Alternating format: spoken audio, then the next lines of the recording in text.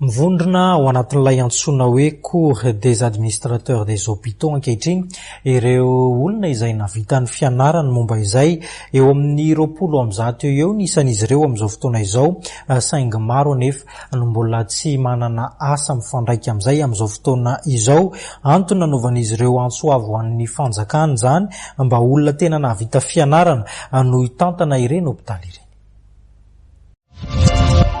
Marina moa fa ny administrateur des hôpitaux dia corps anankiray misy au nivon'ny ministère fahasalamana izay olona nahazo fiofanana manokana mahakasika ny fitantanana ny hôpitaly sy ny fitantanana ny ministère amin'ny ankapobeny. Ireo olona nifanina ireo dia manana andraikitra ary mpiasam-panjakana-bony. Ny zareo dia manana fikambanana zany izay ivondronanay samy mpiasam-panjakana, misy koa tsy mpiasam-panjakana fa mpiasany amin'ny sehatra fahasalamana privé.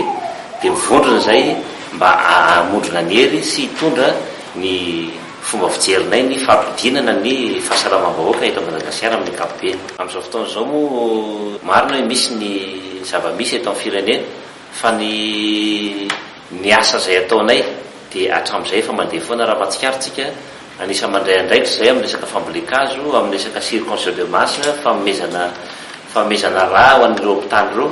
Ary ny farany dia mahakasika ny fampiofanana sy fizarana traikefa amin'ireo mpiara-miasa aminay.